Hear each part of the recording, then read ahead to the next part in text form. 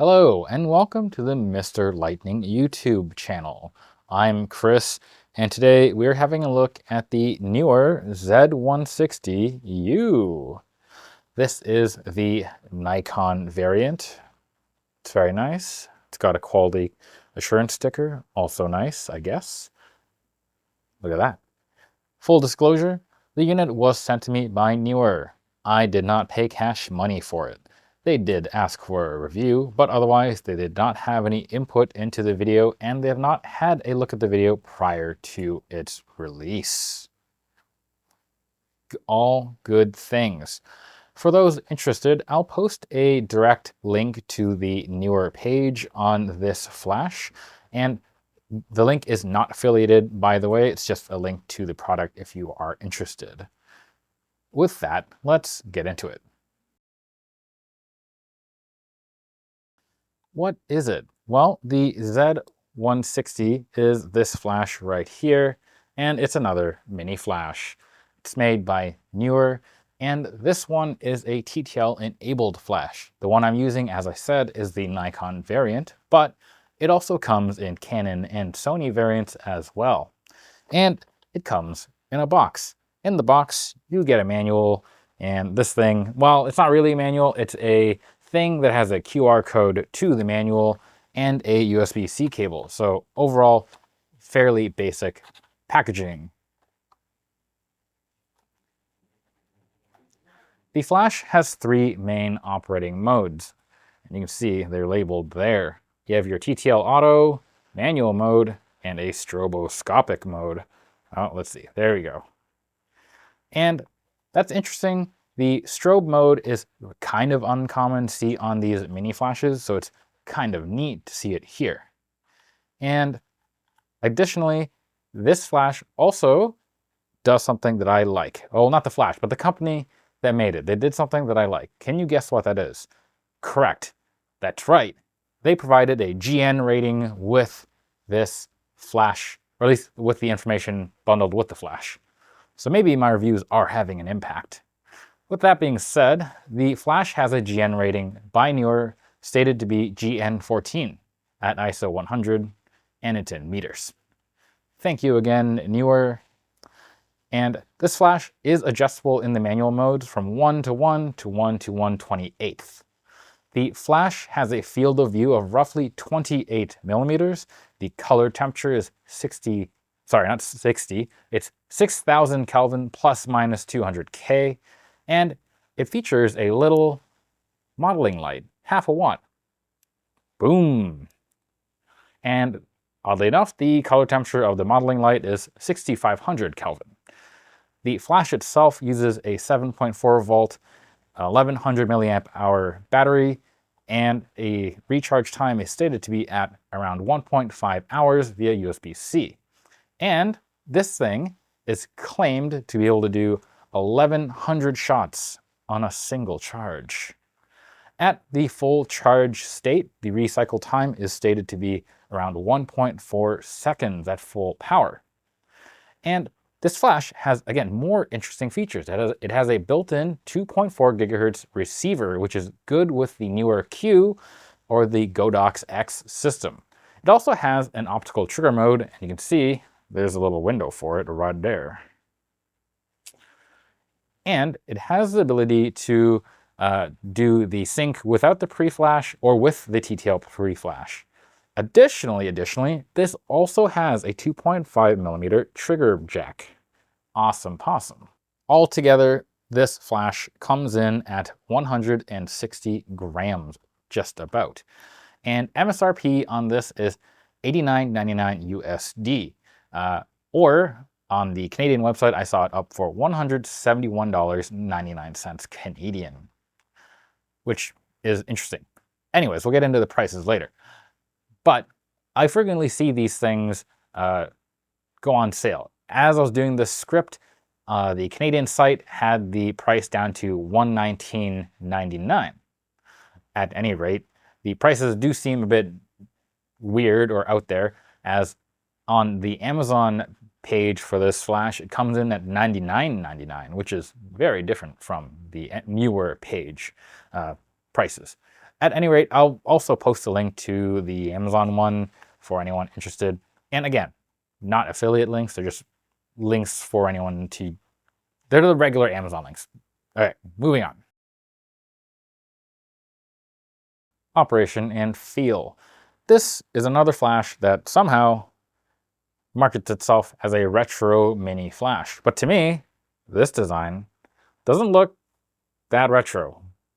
It leans more into the modern style, I think, and I'm all for it. Not everything has to be retro looking. The unit itself does have some weight to it, 160 grams. And I think most of that is the relatively large battery in this pack. Additionally, this flash feels relatively solidly built, and it has a metal hot shoe. Ooh, metal. Overall though, the build is plastic, but again, feels relatively nice. The control layout is fairly good, and I think of the bunch of mini flashes I've reviewed, this might have the best controls of the batch. And it's good because this flash has so many random features jammed into it. The controls need to be good so you can access them fairly quickly. But let's go over these controls. First, you'll notice there's a big translucent button. That is the power button, and turn it on, it's on, and it goes red. You might not be able to see it. Oh, there you go. It goes red, and when it does, that means that you can do a test fire. Ooh. Now, the power button is also flanked by 3 positions, as I said earlier, and you can go between your TTL mode, manual mode, strobe mode. Easy peasy. Next, you do have a toggle in the center. It's right here. And this is for the modeling light. One random strange thing is that the switch itself just is fitted a bit oddly. The cutaway makes it look like there's more space for the toggle to move in either direction, and it really doesn't. So here is the position when it's on, and you can see there's still a gap there. Anyways, it just kind of annoyed me. It's a tiny nitpick, but it is a nitpick.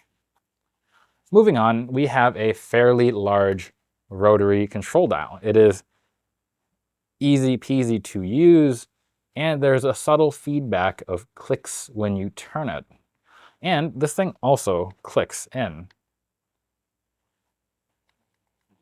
Personally, I think for the wheel itself, they could have added a little more resistance when turning. I did find myself turning this a little bit when I meant to just do a press in, so that's a bit annoying. Now, you may have noticed this thing has an actual display on the back. It's small, but honestly, I think it's quite good. Visibility is also fairly solid, and at a glance, it's pretty easy to see what you're doing. This is, again, good because you do need to be able to see this screen to enter certain settings and change modes like the receiver mode. Like this. You can enter the menu, and it's small but readable. One thing that you should be aware of is on this flash, the menu is a bit context-based. Let me explain. So in order to enter and select the receive options, you actually need to be in your manual mode because the optical slave only works in manual mode. And otherwise, if you try to do the optical slave in TTL or the strobe mode, it actually won't go into it because those modes don't work with it, and you'll only be able to use the 2.4 gigahertz modes in the receive option in the menu. So kind of interesting, and yeah, I guess not that interesting. Lastly, you might have noticed there is, oh, you know what's funny? Earlier I pointed to this as the sync port. That's actually wrong. This is the 2.5 millimeter sync port. This is a little hole in front of the flash body, and it's actually not used on this model of the Z160. There are a couple of variants, and they all use the same external casing, but all have slightly different hardware. This variant has this little hole in it, but it does nothing. I personally would have liked it if they'd covered it up, so I'm not left wondering why there's a weird little port or hole in my thingy, and maybe I wouldn't have pointed to it erroneously in the beginning. Overall, for a fixed flash, I do like this one. I admit that I use this flash with the tilt adapter though to give me a little more flexibility when shooting, since I'm personally not someone that normally likes the direct flash look. Just, it ain't me. But I understand that is kind of the new trend. Just again, not for me. Testing the specs. As per my normal flash reviews, I like to go over the claims manufacturers make when they produce these flashes. And the first one that I went over is the flash endurance. For this, I've used a device that you normally see in other product reviews. It's my flash counter. And because this thing does actually have the 2.5mm trigger port, I actually did use it. I combined it with another device that I made, and it allowed me to actually make an automated battery rundown test. Very nice, yay me.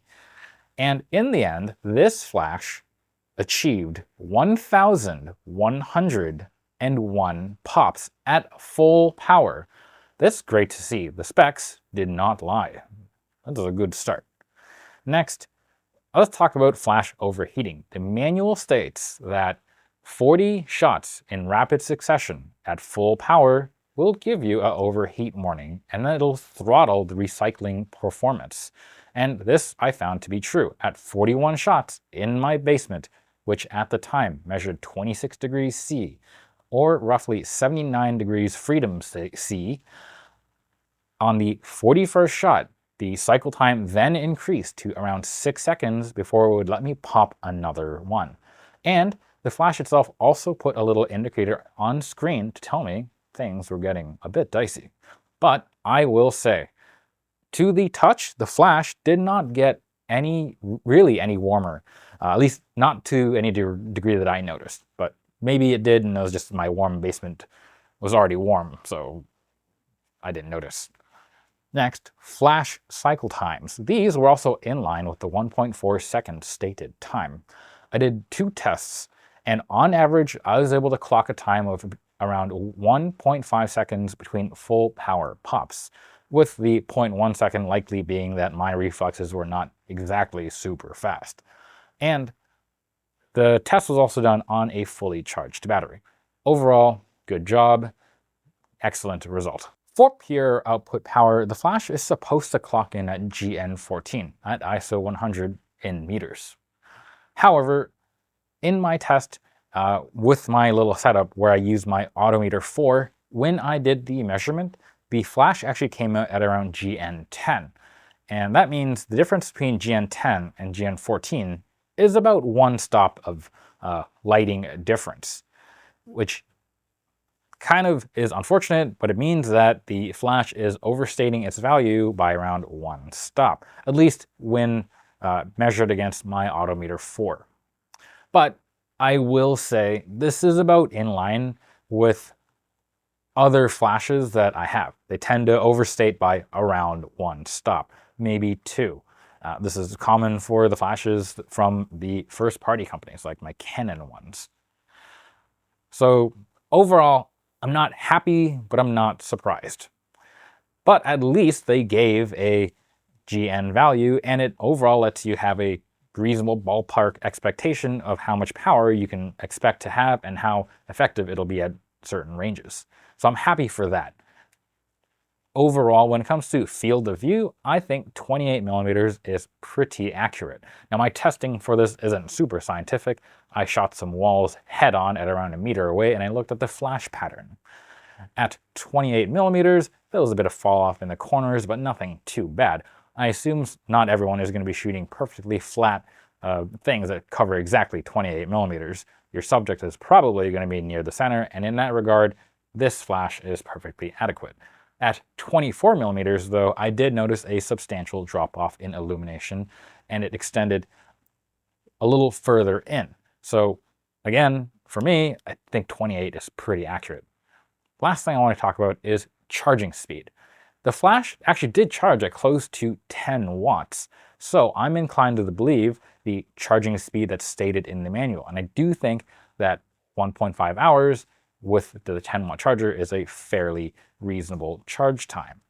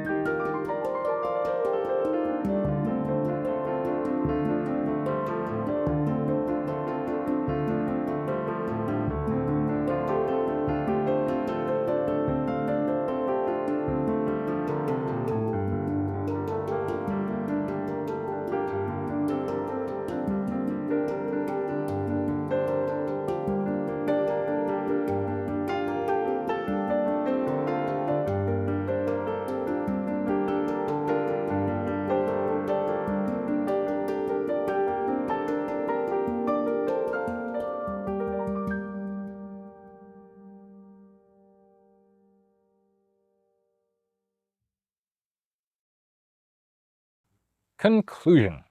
I'll start by saying, for a mini flash, no matter how you cut it, this one is kind of expensive at its MSRP. Luckily, these things do tend to go on sale quite a lot. However, even with a sale, this tends to be on the pricey end of the mini flash price spectrum. However, it does pack quite a lot of features that I don't typically see in other mini flashes. The flash endurance is also very admirable. 1100 shots is a lot of pops at full power. Now, the measured light output was a bit of a letdown, but not entirely unexpected. And honestly, it still offers more usable light output than other mini flashes. Overall, I had a lot of fun with this flash. I really actually enjoyed playing with the stroboscopic mode, especially for smaller items. Although, I do feel that I probably might have annoyed my neighbors a bit for a few minutes in the evening as I was strobing this thing like crazy, trying to get some random photos that I thought might look kind of cool. Now, I will say, again, I'm not particularly fond of the direct flash look.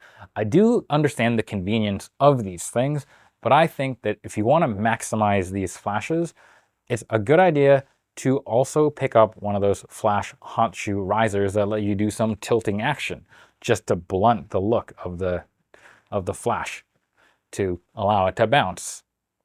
Combined with one of those, I really think that this thing is flexible and compact and convenient. And with the flash power that you have at your disposal, as long as you're okay either bumping up the ISO or working where there is a low ceiling to bounce off of, it's enough power to get reasonably good bounce flash shots. However, that being said, if you aren't actually concerned with mini flashes at all and just want a flash, I would legitimately recommend looking at Neewer's full-size flashes. Granted, they are a lot bigger, but you will get a lot more control over the direction of your light at the expense of that smallness. And they actually don't cost that much more than one of these little guys. So yeah, for a little more money, but for admittedly a lot more size, you can get a lot more flexible a flash. However, again, if you are looking for compactness as your prime reason for getting one, there are much worse than these. In fact, this is quite good. But that's all I got for this video. Thanks again to Neewer for sending me the Z160U in the Nikon flavor. With that, don't forget to like, comment, and subscribe. Till next time, bye.